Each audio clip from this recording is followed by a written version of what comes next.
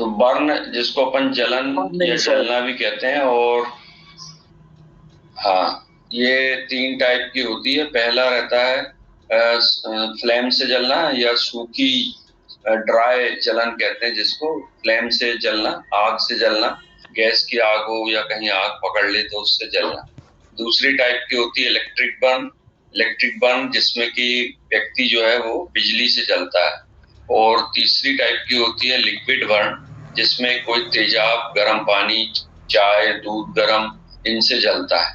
तो ये इस तरह के तीनों बर्न का अपन इसमें जिक्र करेंगे। और बर्न का जो परसेंटेज अपन डिसाइड करते हैं वो परसेंटेज भी हमने गुप्ता जी को भेज दिए हैं, जो आपको भेजेंगे। और यहाँ भी हम उसमें दिखाएंगे कि किस तरह से उसको अपन परसेंटेज लेते हैं। ये फ्रंट वाला पार्ट है और फ्रंट के बाद ये पीछे की तरफ बैक वाला पार्ट, तो जिसमें कौन सी बर्न कहाँ जलती है तो कितना परसेंटेज उसका डिसाइड रहता है। तो ये आपके ग्रुप में भी पहुंच जाएगी। तो जलना एक प्रकार की टिश्यू डैमेज या ऊतक की क्षति है जो गर्मी, हीट के कारण, सूर्य के कारण और रासायनिक, केमिकल, विद्युत, इलेक्ट्रिक के अधिक संपर्क में आने से होती है।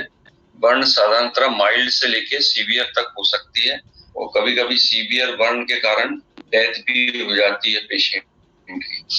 तो ये 3 जो बर्न बताए अपन ने, ये उसमें आते हैं ऑब्जेक्टिव टाइप में क्वेश्चन, जिसमें देखते हैं अपन कि सभी जो बर्न है उसमें 9% दिया हुआ है। ये जो 9% दिया हुआ है, ये 9% ही डिवाइड है। वो हम अभी बताएंगे कि किस तरह से अपन बर्न का कैलकुलेशन करते हैं, सामने से और पीछे।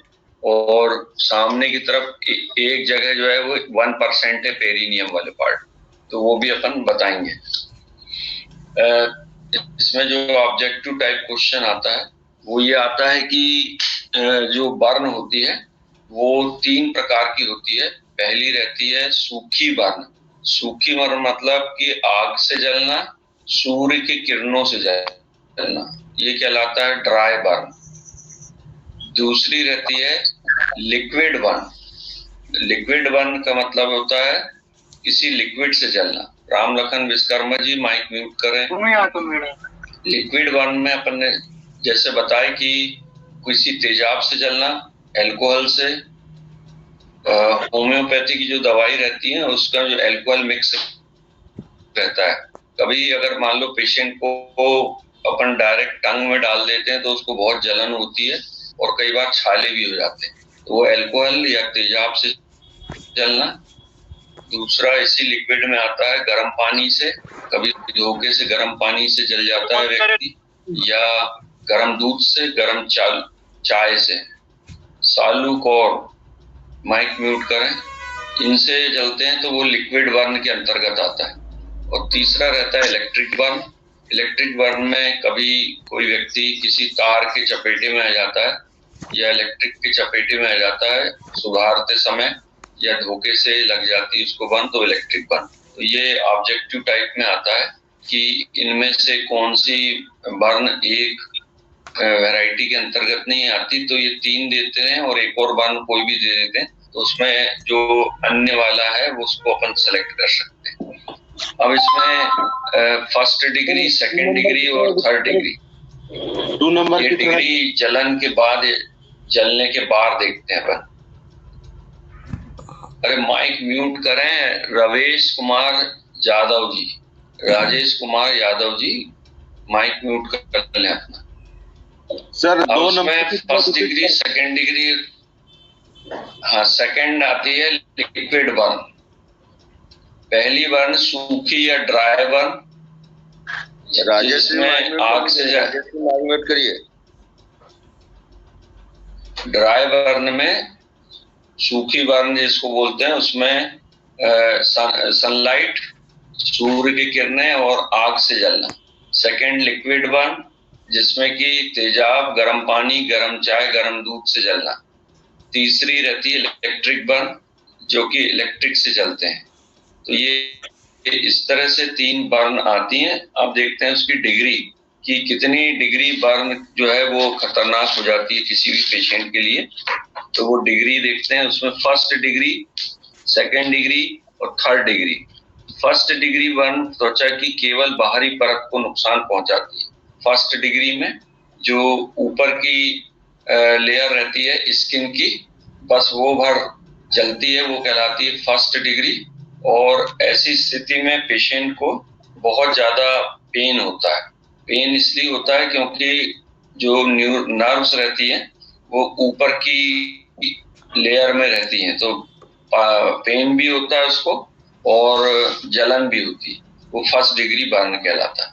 सेकेंड डिग्री बर्न जो रहती है, इसमें त्वचा की बाहरी परत और नीचे की परत को नुकसान पहुंचाते हैं, यानी स्किन के साथ साथ सुपरफिशियल फेशिया भी जल जाती है। सुपरफिशियल फेशिया जो जलती है तब उसमें कुछ एक नर्व भी डैमेज हो जाती है, तो जिसमें उसको जलन और पेन की मात्रा थोड़ी कम रहती है फर्स्ट डिग्री से। सेकेंड डिग्री में जलन और पेन जो है वो कम होगा और फर्स्ट डिग्री में ज्यादा होगा। कोई पेशेंट जलने के बाद अगर बहुत ज्यादा चिल्लाता है या कंप्लेंट करता है तो इसका मतलब ये है कि उसको फर्स्ट डिग्री बर्न है। राजेश कुमार यादव जी, अपना माइक म्यूट करें तो हम पढ़ाने में मजा आए। सुने ही नहीं रहे। ठीक है, तो ये फर्स्ट डिग्री, सेकेंड डिग्री। अब आती है थर्ड डिग्री बर्न।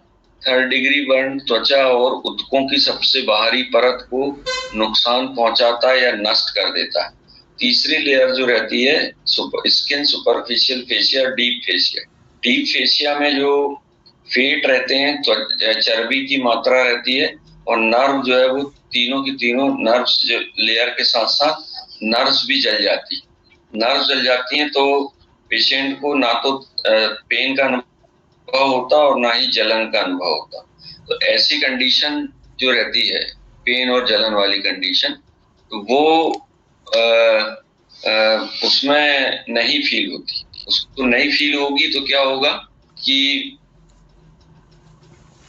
पेशेंट के लिए खतरनाक होती है, क्योंकि पेशेंट ये कंप्लेंट करता है कि उसको कोई जलन वगैरह नहीं होती और घाव दिखाई देते हैं, ना तो दर्द हो रहा ना जलन हो रही। वो खतरनाक इसलिए रहती है क्योंकि वो बर्न अंदर तक चली जाती है और अंदर जो फेट वाला पार्ट रहता है, चर्बी वाला जो पार्ट रहता है, वो धीरे धीरे धीरे धीरे जलते रहता है, जो पेशेंट को भी पता नहीं लगता और डॉक्टर को भी पता नहीं लगता। वो धीरे धीरे काबुलेट होता रहता है और उसमें जो बर्न पहुंच जाती है तो वो जलता रहता है। कभी मोमबत्ती वगैरह अपन जलाते हैं तो उसमें देखे होंगे कि वो धीरे धीरे जलती रहती है और उसका लिक्विड जो है वो नीचे गिरता रहता है जल के। ऐसे इसमें भी पेशेंट को जो जलन और पेन की महसूस नहीं होती क्योंकि नर्व भी जल जाती है थर्ड डिग्री में। तब जो है वो फिर अपन उसको देखते हैं तो उसमें सूजन बहुत ज्यादा आती, स्वेलिंग अगर ज्यादा आ रही है तो इसका मतलब अंदर जो है वो अभी बर्न जल रही है। अब आगे देखते हैं कि जलने में सूजन, फफोले निशान पड़ जा सकते हैं और गंभीर मामलों में झटका या शॉक भी लग सकता है। यहाँ तक कि मौत भी हो सकती है। वे संक्रमण पैदा करते हैं और त्वचा को नुकसान पहुंचाते हैं। Protective layer of the skin की जो प्रोटेक्टिव लेयर रहती है वो नुकसान कर देती है। तो इस तरह से थर्ड डिग्री बर्न जो है वो खतरनाक रहती है। तो ये 3 डिग्री बर्न समझ में आ गई होगी। फर्स्ट डिग्री जिसमें केवल स्किन की लेयर जलती है और पेशेंट को जलन और दर्द बहुत ज्यादा होता है। सेकेंड डिग्री जिसमें सुपरफिशियल फेशिया जलती है और सुपरफिशियल फेशिया जलने से पेशेंट को दर्द और जलन की अनुभूति कम होती है। और थर्ड डिग्री जिसमें डीप फेशिया के साथ साथ फेट की लेयर जल जाती है, जिसमें पेशेंट को दर्द और जलन नहीं होती। अब जलने के बाद पेशेंट अगर जलन और पेन की कंप्लेंट नहीं कर रहा है तो ये बहुत आश्चर्य की बात है।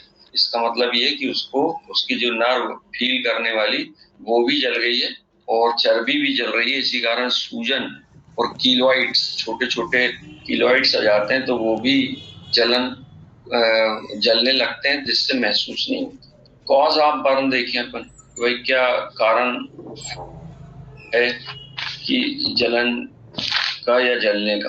पहला बर्न का फायर, आग से, फ्लेम से, ड्राई बर्न के अंतर्गत सूखा जलन, स्कैल्ड हॉट लिक्विड स्टीम, भाप से भी जल जाते हैं, वो सूखे के अंतर्गत आती है, भाप से जलना, कांच या अन्य वस्तुओं से जल जाता है।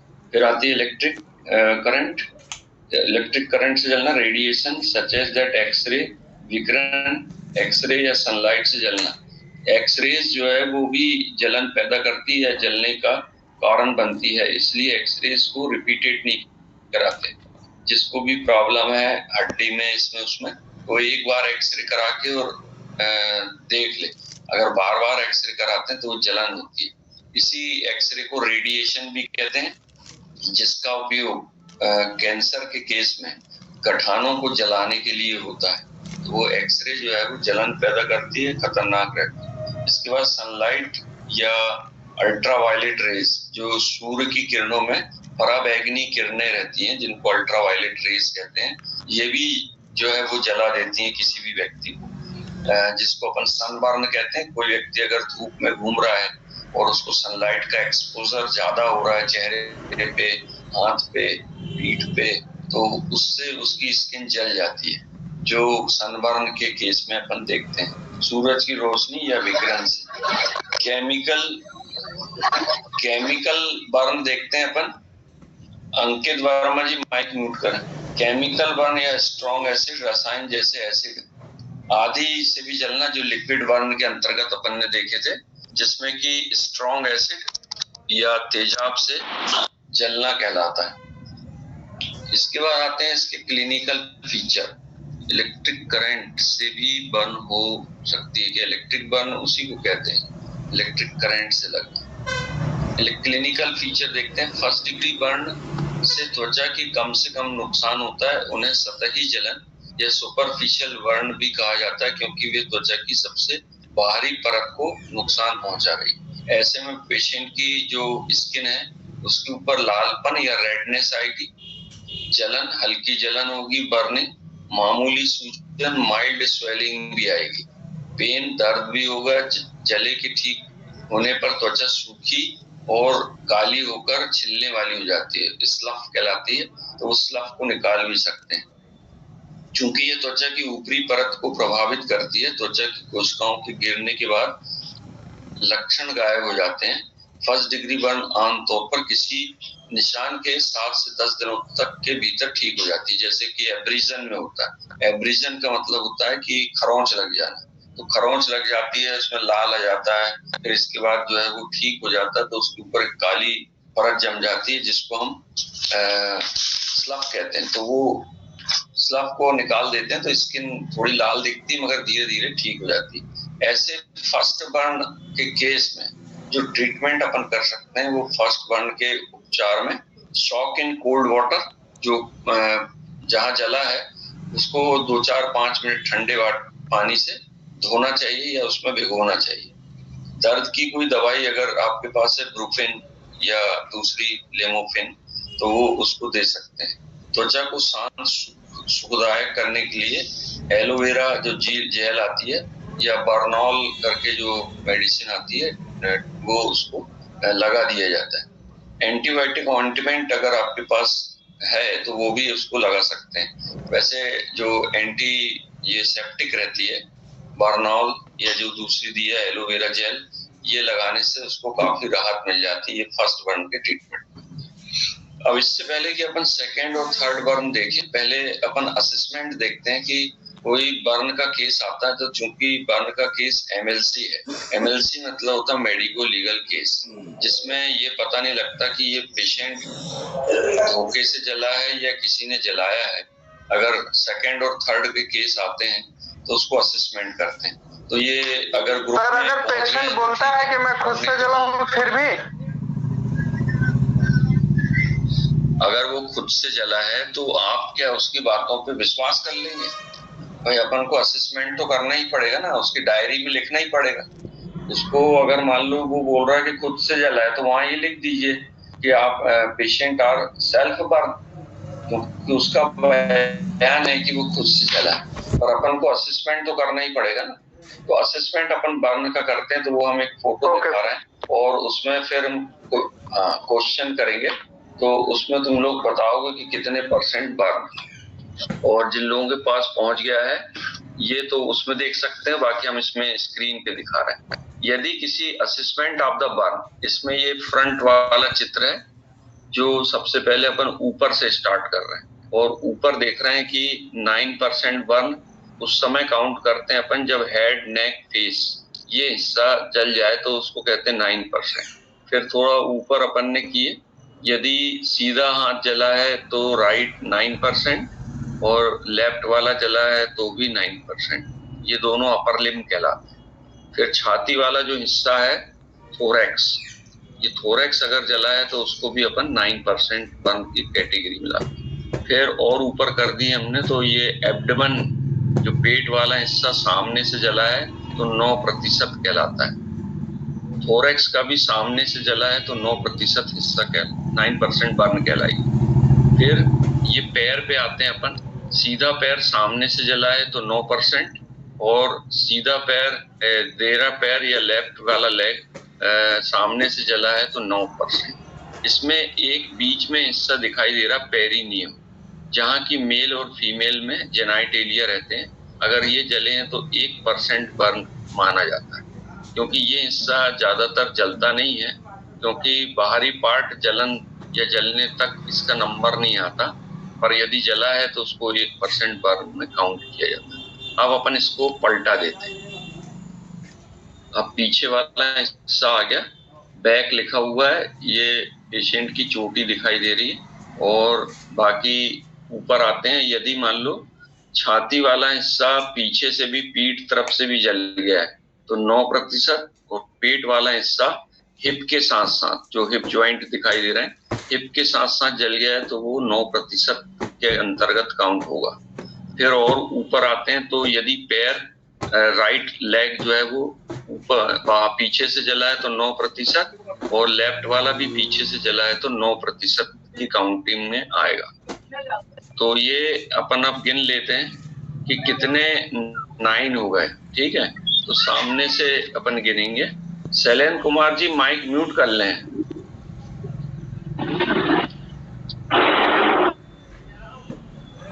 इसमें देखते हैं, ये देखिए हेड वाला हिस्सा 9, तो 1, फिर दोनों के दोनों हाथ 3, थोरैक्स 4, एब्डोमेन 5, फिर दोनों पैर 6, 7, 7, 9 यहाँ सामने दिखाई दे रहे हैं।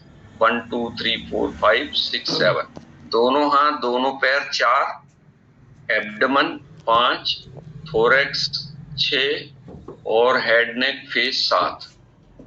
अब अपन इसको पलटा लेते हैं। 7 के बाद ये 8 थोरैक्स के पीछे, फिर एब्डोमेन के पीछे 9, और पैर दोनों 10 और 11। अब 9 गुणित 11 कर सकते हैं, 9 into 11 तो हो जाते हैं 99। 11 90 99, और 1% जो अपन ने फ्रंट में बताए थे +1, तो ये हो जाती है 100% बर्न। इस तरह से असेसमेंट करते हैं अपन किसी भी व्यक्ति के जलने का। और अब अपन देखते हैं, और पहला प्रश्न करते हैं अपन गोपाल सिंह जी से। गोपाल सिंह जी ध्यान से सुने। जी सर। यदि किसी पेशेंट का सीधा हाथ जला है जी, और थोरैक्स जो है वो सामने से जला है जी, तो अपन कितने % बर्न उसको बोलेंगे? 18% सर। वेरी गुड, क्योंकि पूरा हाथ 9% इधर और 9% थोरैक्स को, 9 दूनी 18% बर्न ये जली हुई है ना? ठीक है।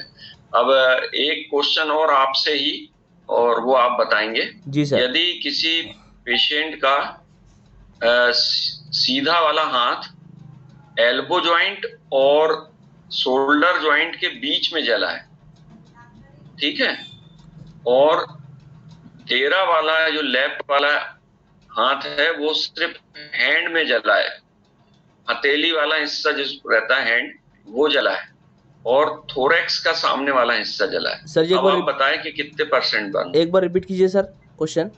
हाँ, रिपीट कर। किसी पेशेंट का हाथ वाला जो हिस्सा है वो ऊपर भर जला है, जैसे कि शोल्डर जॉइंट और एल्बो जॉइंट तो आप जानते हैं ना। हाँ हाँ हाँ सर। हाँ, उसके बीच का हिस्सा जला है, और लेफ्ट वाले हैंड का केवल हथेली वाला हिस्सा जला है, जिसको अपन हैंड बोलते हैं। ये अलग अलग हिस्से कहलाते हैं, ऊपर वाला आर्म, फिर फोर आर्म, फिर हैंड। तो हैंड वाला जो हिस्सा है वो जला है, और जी सर। थोरैक्स का सामने वाला जला है। अब ये तीनों का बताइए। 4, 9, 4.5, 13.5, 13.5, 13.5 और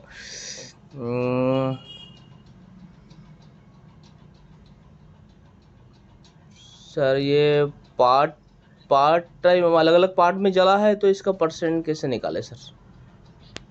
देखिए साहब हम बता देते हैं। मंगेश गुजर 18%। 27। अरे बॉडी से निकलेगा पूरा पर्सन।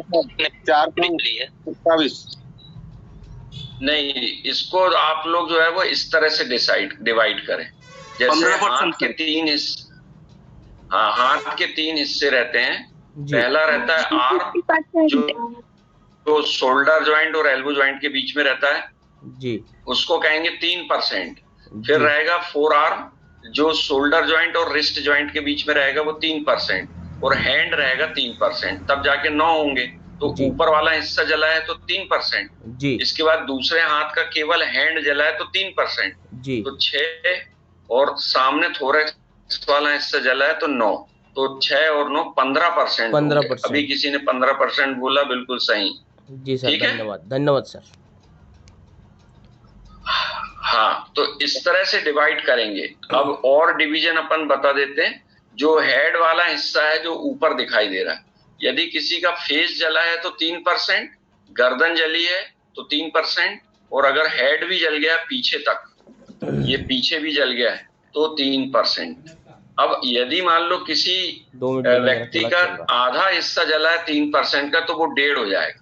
ठीक है ना? जी, जी। सामने से जला है तो 1.5, और पीछे से भी जल गया है तो 1.5, तो फिर 3% हो जाएगा। तो इस तरह से उसको डिवीजन करके निकाल सकते हैं। जो आगे की क्लास है हम उसमें इसी टाइप से क्वेश्चन भी पूछेंगे, और ये इसको कहते हैं रूल ऑफ 9। ये जो डिवीजन है इसको RULE, रूल ऑफ 9। 9 इसलिए क्योंकि 9 का उपयोग किया गया है, तो इसलिए रूल ऑफ 9 कहलाएगा। तो अब जैसे अलग अलग न्यूज में या कभी आग वगैरह से केस रहते हैं, तो उसमें देखते हैं अपन पेशेंट का आता है कि वो पेशेंट 65% जला है, 50% जला है। तो सोचो आपकी कितना जल चुका होता है। जब अपन 10-15% में इतना जलन बता रहे हैं उसकी, तो परसेंटेज बहुत ज्यादा हो जाता है। तो अभी गुप्ता जी को हमने भेजे हैं, तो वो ग्रुप में भी डाल देंगे, तो वो लोग आप लोग जो है उसको अच्छे से कर लेना। अब अपन 2nd डिग्री बर्न की तरफ बढ़ते हैं। 2nd डिग्री बर्न, जो ऊपर पहले अपन 1st डिग्री बताए, 2nd डिग्री बर्न अधिक गंभीर होती है, क्योंकि क्षति त्वचा की बाहरी सतह से होते हुए अंदर की तरफ चली जाती है। इस प्रकार के जलन से त्वचा पर छाले पड़ जाते हैं और अत्यधिक लाल और पीड़ादायक होते हैं। कुछ फफोले पड़ जाते हैं जिसमें पानी निकलने लगता है। घाव के ऊपर फाइब्रिनस एक्सुडेट नामक मोटा मुलायम पपड़ी जैसा। विक्रम कुमार माइक म्यूट करें। थोड़ा धीरे बोलिएगा, पहले धीरे से बोलिएगा, मेरा क्लास चल रहा है। 2nd डिग्री बर्न जैसे अपन ने बताए थे, उसके ऊपर फाइब्रिनस एक्सुकेट का मतलब होता है मोटा मुलायम पपड़ी जैसा पार्ट, वो जम जाता है 2nd डिग्री बर्न में, और जो thick soft and scab tissue दिखाई देने लग जाते हैं।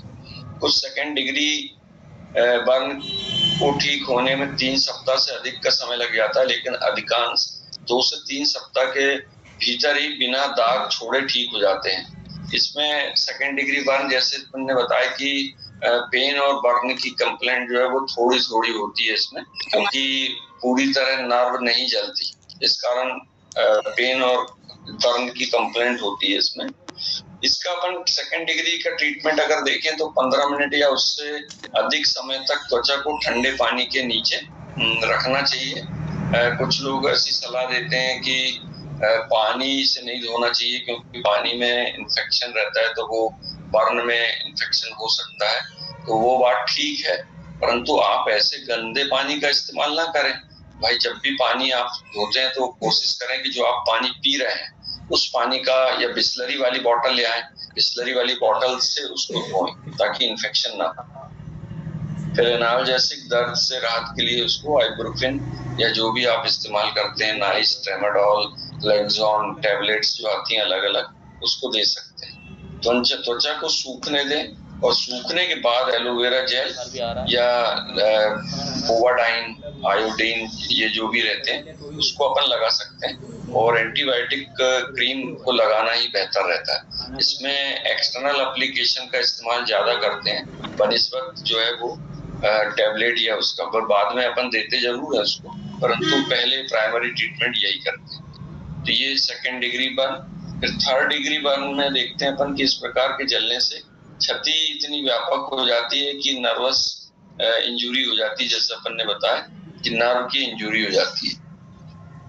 और नर्व की इंजरी के कारण पेशेंट की जो कंप्लेंट है वो पेन और जलन की खत्म हो जाती है। इसलिए इसमें जो लक्षण शामिल रहते हैं, मोमी और सफेद रंग। मोमी मतलब वैक्स टाइप का अपीयरेंस उसके ऊपर आ जाता है, ऐसा लगता है कि जैसे कोई ऊपर केक, जैसे केक रहता है ना, उस टाइप की मोम जैसी बर्न में ऊपर आ जाती है, सूजन आ जाती है और स्किन जो आसपास की एकदम झुलसती हुई दिखाई देती है।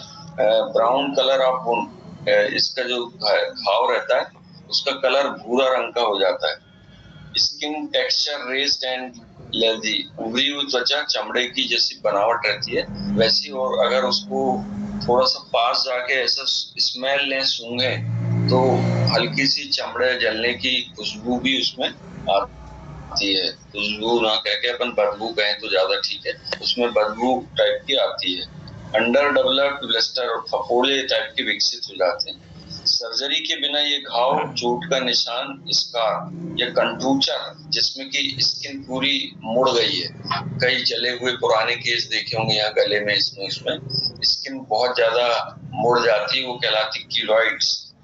ये सर्जरी के बिना ठीक नहीं होते। थर्ड डिग्री बर्न के लिए सहज उपचार का निर्धारण अपन कर नहीं पाते।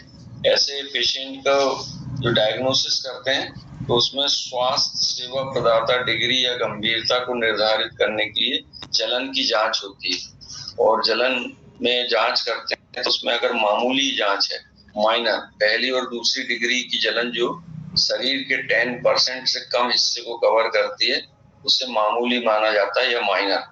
मॉडरेट जो कि 10% से ऊपर के हिस्से, खासकर हाथ, पैर, चेहरे और जननांगों तक जलन जाती है तो उसको मॉडरेट नाम दिया जाता है। और सीवियर बर्न जो कि लगभग शरीर के सभी हिस्सों में चली जाती है वो सीवियर बर्न कहलाती है। ऐसे थर्ड डिग्री में पहले उसको फर्स्ट एड ट्रीटमेंट जो आप दे सकते हैं वो देंगे, और बर्निंग जो जलन है वो स्टॉप करने के लिए मेडिसिन देते हैं। वैसे थर्ड डिग्री में जलन नहीं होती तो, पर फिर भी अपन को ऐसी मेडिसिन जहाँ पर कम जला है वहां तो जलन होगी तो उसको स्टॉप करने के लिए देते हैं। कूल और burn surface immediately for 20 minutes, ठंडक वाले स्थान पे आईसीयू में, एसी में उसको रखा जाता है। और emergency examination perform the order किया जाता है। एयरवे मेंटेनेंस, उसकी देखते हैं कि उसको सांस ठीक तरह से जा रही कि नहीं। जो हाथ नहीं जला है उसका ब्लड प्रेशर से नापते हैं कि ब्लड प्रेशर उसका सही है कि नहीं।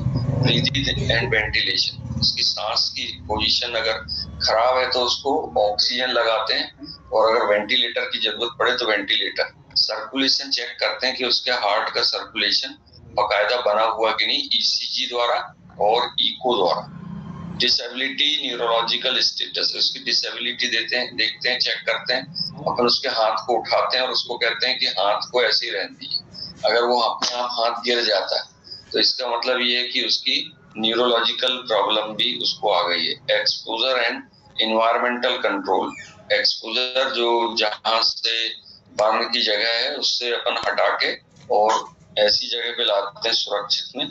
फ्लूइड रिसोल्यूशन, फ्लूइड जो है वो, अगर फ्लूइड की कमी, क्योंकि डिहाइड्रेट हो जाता है पेशेंट, तो उसको फिर डिहाइड्रेशन को कंप्लीट करने के लिए जो हाथ में नहीं है तो पैर में, और नहीं तो सेंट्रल लाइन डलती है यहाँ से जुगुलर वेन से, तो जुगुलर वेन से ग्लूकोज की बॉटल डालते हैं। वो माइनर ओटी अथवा आईसीयू में की जाने वाली प्रोसेस है, इसको क्लिनिक पे इस्तेमाल ना करें।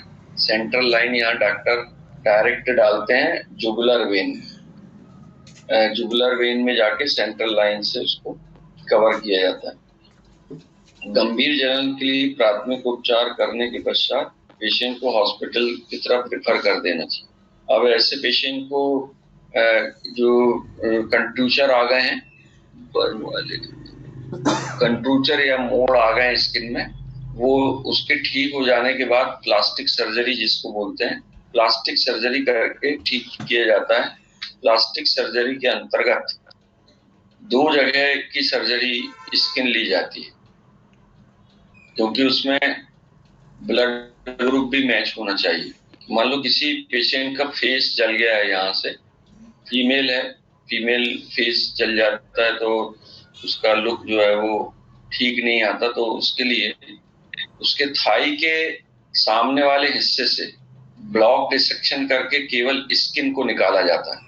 थाई के, उसी पेशेंट के थाई के जो जांघ रहती है उसके सामने वाले हिस्से से स्किन को निकाल कर और यहाँ लगा दिया जाता है प्लास्टिक सर्जरी के अंतर्गत, और यहाँ पूरा चिपका दिया जाता है, तो जिससे उसी ब्लड ग्रुप को अगर रहेगा तो वो अडॉप्ट करने में परेशानी नहीं।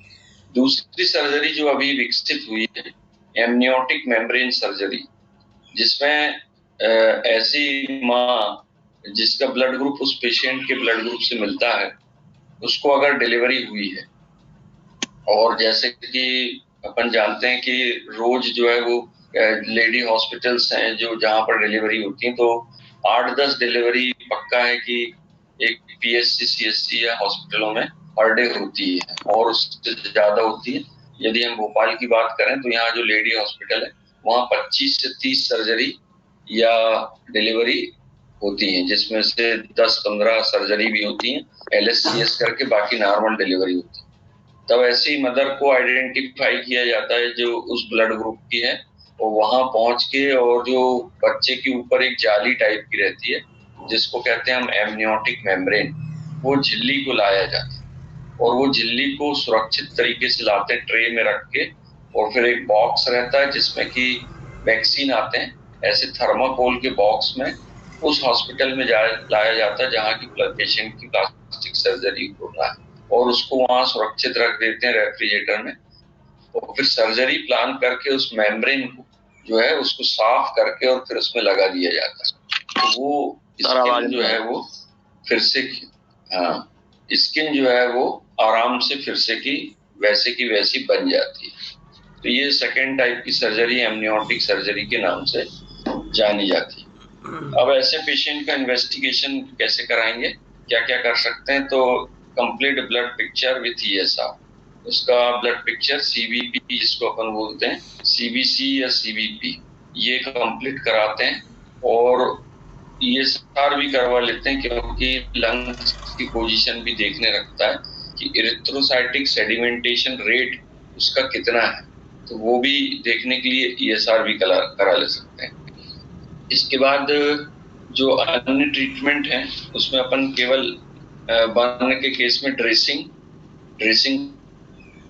करते हैं, पेन या एनेक्सिटी के लिए दवाई देते हैं, सेडेटिव दवाई इसमें दे सकते हैं। अपने स्नैक बाइट के केस में सेडेटिव दवाई का मना किए थे कि सेडेटिव दवाई नहीं देते स्नैक बाइट में, परंतु ऐसे बर्न के केस में सेडेटिव देते हैं ताकि पेशेंट ज्यादा से ज्यादा सोया रहेगा तो उसको जलन और दर्द की अनुभूति नहीं हो। निर्जलीकरण या पानी के लिए अगर ओरल ले रहा है, वो हाथ पैर में जला है और मुंह से ले सकता है, तो उसको ORS का घोल, दाल प्रोटीन का पानी, दाल का पानी, ऐसी चीजें देने से जल्दी ठीक होने के चांसेस है। Medicine for pain and anxiety, दर्द और चिंता की दवाइयां उसको देते हैं। मॉर्फिन इंजेक्शन रहता है जो एक सेडेटिव इंजेक्शन के रूप में जाना जाता है, और उससे पेशेंट को नींद आ जाती है। बर्न क्रीम और ऑइंटमेंट का जो है वो उसको लगाया जाता है, और उसको पेशेंट को मच्छरदानी में रखा जाता है। मच्छरदानी में इसलिए रखते हैं क्योंकि कोई भी बाहरी छोटे मोटे इनविजिबल जो कीट पतंगे मच्छर रहते हैं, तो मक्खी है, तो वो उसके घाव में ना बैठे, इसलिए उसका उपयोग किया जाता है। ड्रेसिंग घाव को भरने के लिए अलग अलग जगह जहाँ पर ड्रेसिंग की आवश्यकता है डीप भरने में, तो उसमें करते हैं। इसमें ऑब्जेक्टिव टाइप क्वेश्चन हम बताएंगे कि किस तरह से आते हैं। ड्रेसिंग के बाद एंटीबायोटिक फॉर इंजेक्शन दवाएं जो संक्रमण से लड़ती हैं, जो एंटीबायोटिक रहती है इसके लिए एमॉक्सिसिलिन है और फ्लॉक्सिसिलिन है, कीफी है, टैबलेट है, छोटे मोटे बर्न में दिया जा सकता है। फिर इंजेक्शन टिटेनस टॉक्साइड ये जरूर देते हैं। सुधीर कुमार ठाकुर जी, बहुत डिस्टर्ब करते हैं आप, बीच में अपना माइक जो है वो खोल लेते हैं।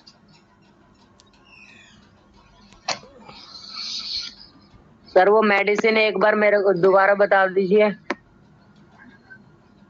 हाँ, इसमें मेडिसिन में अगर पेशेंट पेन की कंप्लेंट करता है तो उसको जो है वो एनाल्जेसिक जो भी आप दवाई इस्तेमाल करते हैं, ब्रुफिन, नाइस, फ्लॉक्सॉन, ट्रेमेडॉल, जीरो फ्लेम, बहुत सारी आती हैं, वो कोई भी पेन के लिए दे सकते हैं, उसमें कोई परहेज नहीं रहता।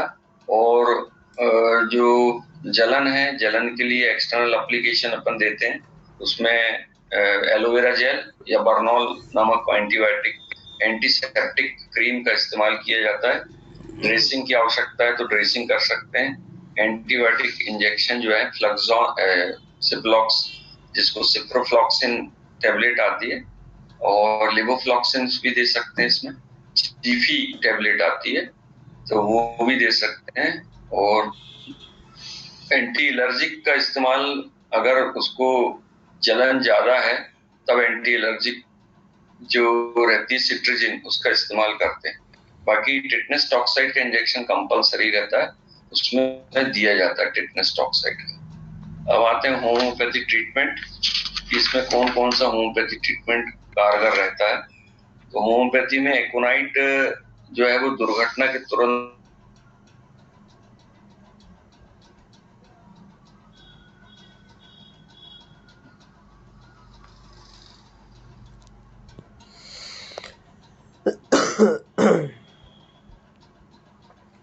मेडिसिन है आर्निका मॉन्टेना, अगली कड़ी को रोकने में मदद करता है, जैसे गंभीर गहरी जलन के बाद झटका और सेप्टिसीमिया आदि होने के चांसेस रहते हैं।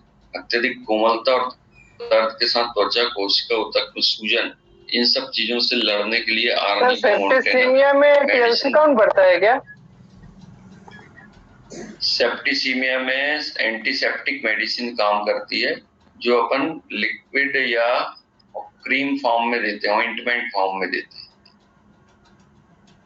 बाकी आर्सेनिक एल्बम पुटिकाओं और संक्रमित मांस के साथ गहरी जलन जो गैंग्रीन की ओर ले जाने के चांसेस रहते हैं, कि अगर बहुत ज्यादा पेशेंट को एंजाइटी हो रही है, डिलीरियम है, डिजीनेस है, और ऐसे पेशेंट की जो स्किन है वो जलने लगी है या काली पड़ने लगी, तब इसमें आर्सेनिक एल्बम 30 और 200 पोटेंसी में देते हैं फर्स्ट डिग्री।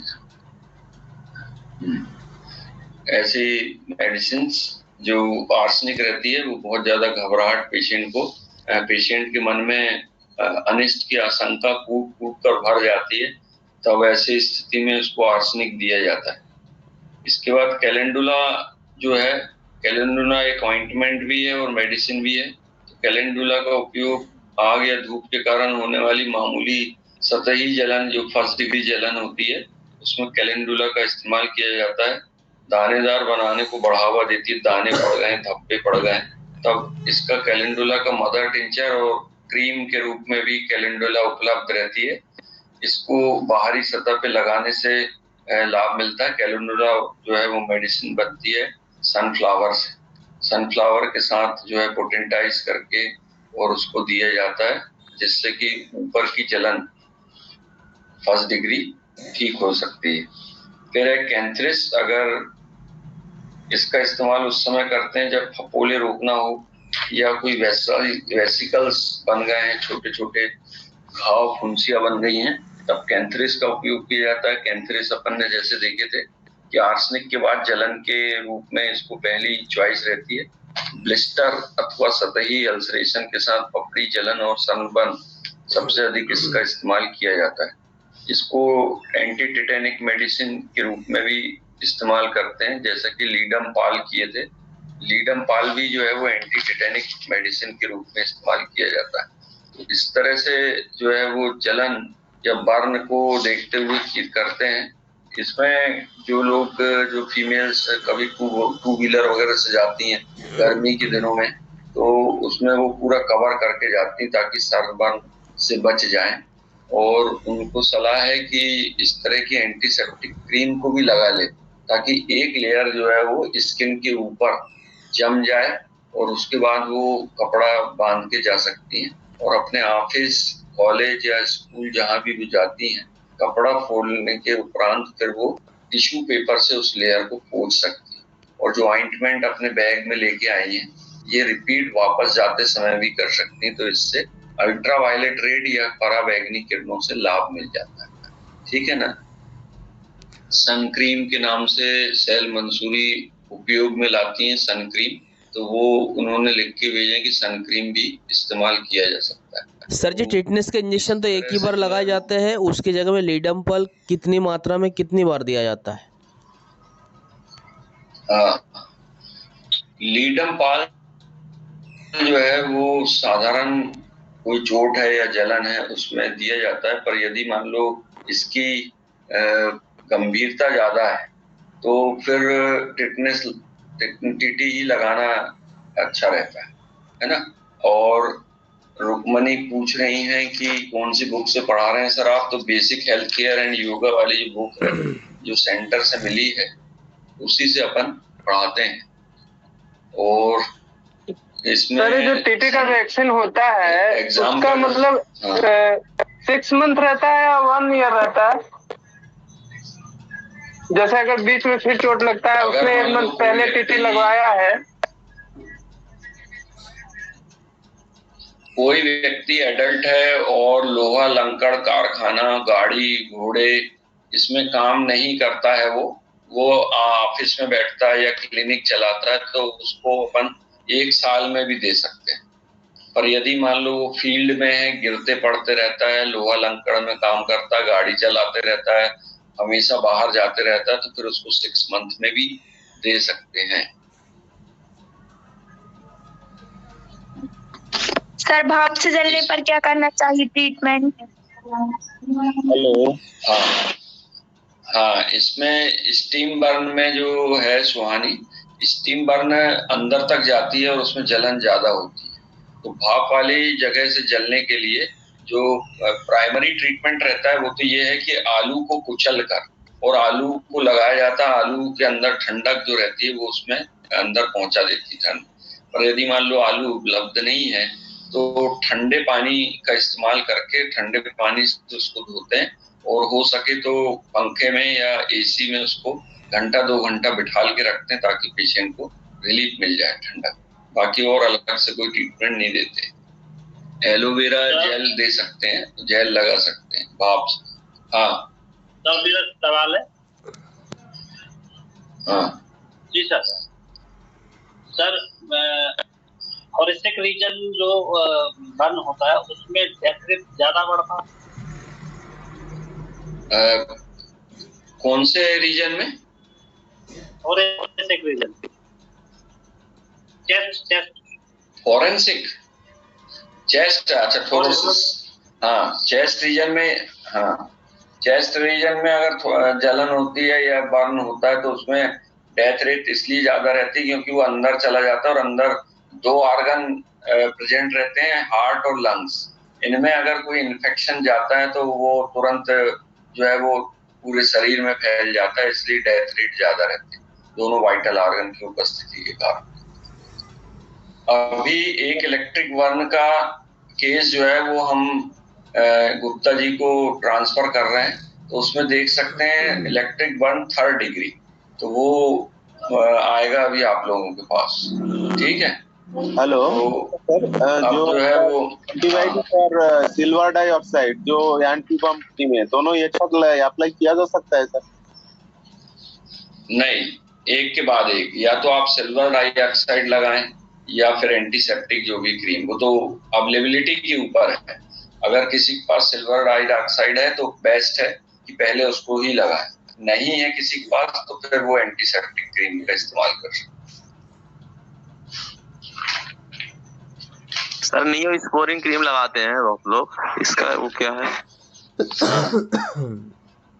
वो अलग अलग इस्तेमाल करते हैं, जैसी जलन या बर्न रहती है उसके हिसाब से अलग अलग क्रीम का इस्तेमाल किया जाता है, उसमें कोई अपन रोक नहीं सकते किसी को, है ना सर सिल्वर डाइऑक्साइड का बहुत अच्छा रिजल्ट है सर, बहुत जल्दी ठीक करता है ये सिल्वर डाइऑक्साइड। हाँ, इसीलिए बिल्कुल बर्न के लिए सिल्वर डाइऑक्साइड बहुत अच्छा रहता है।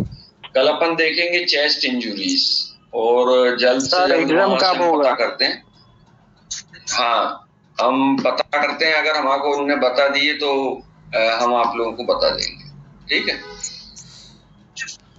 जी sir, thank you sir. Sessional exam हाँ।